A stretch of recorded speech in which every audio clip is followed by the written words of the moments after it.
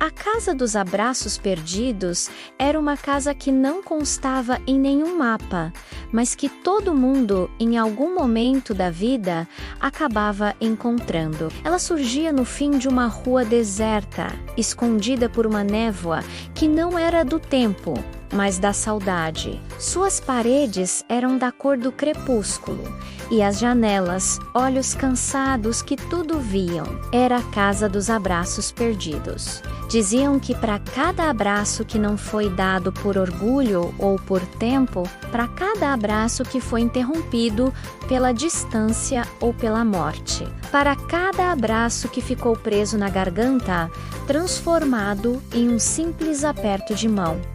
Para cada um desses, uma centelha de calor se desprendia e ia morar naquela casa. A guardiã do lugar era uma senhora de cabelos prateados, como fios de luar, chamada Dona Alicia. Ela não sorria muito, mas seus olhos transbordavam uma paz profunda, como a de um oceano após a tempestade. Ela não perguntava nomes ou histórias. As pessoas simplesmente chegavam, puxadas por um fio invisível de arrependimento ou de uma falta que não sabiam nomear. Um homem entrou certa tarde, com as mãos enfiadas nos bolsos e o rosto marcado pela pressa que o consumia por anos. Ele vagou pelos corredores silenciosos e viu os abraços não eram coisas físicas, mas sim bolhas de luz suave perando no ar. Algumas tremeluziam, fracas, quase se apagando.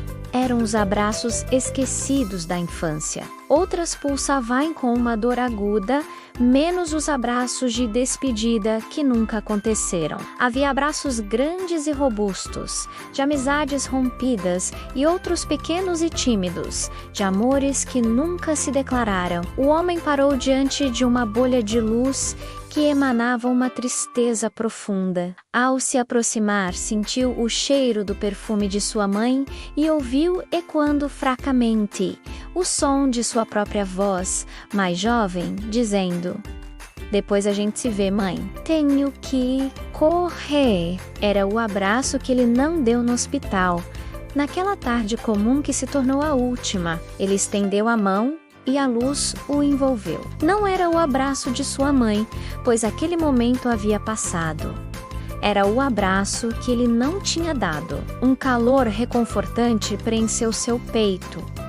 Um peso de anos se dissolveu em lágrimas silenciosas. Ele não recuperou o passado, mas a paz finalmente veio. Outra visitante foi uma jovem que carregava um coração partido. Ela encontrou um abraço que era pura energia contida, cheio de palavras não ditas e de um "eu te amo" engasgado. Era o abraço que seu grande amor nunca teve a coragem de dar. Ao tocar a luz, ela não sentiu o amor dele, mas sim a libertação do amor que ela mesma estava retendo, o amor que ela merecia dar a si própria. A bolha se desfez em um suspiro.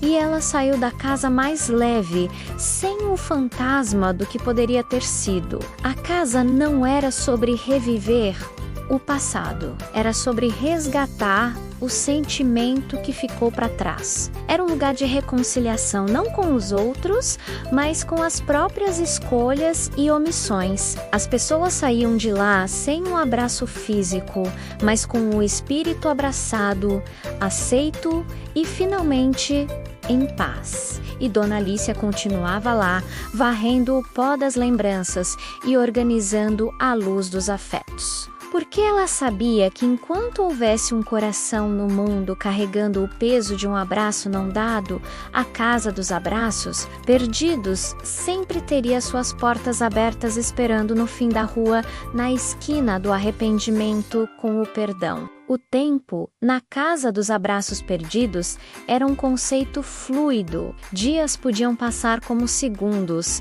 e um único momento de claridade podia durar uma eternidade. Dona Alicia observava o vai e vem das almas, com a serenidade de quem entende que cada visita era um universo particular de cura.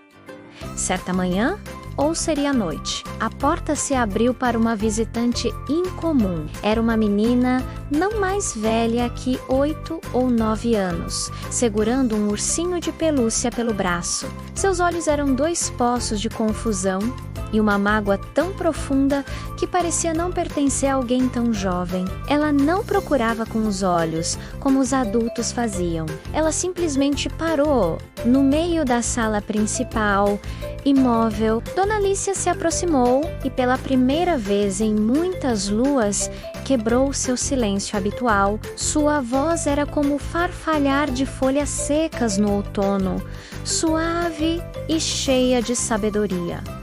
"Você perdeu um abraço, querida?" perguntou, abaixando-se para ficar na altura da menina. A criança balançou a cabeça, negando. Segurou o urso com mais força. Eu esqueci como dar um menos", sussurrou, e a confissão pareceu castar-lhe o ar dos pulmões. Ela se chamava Lara.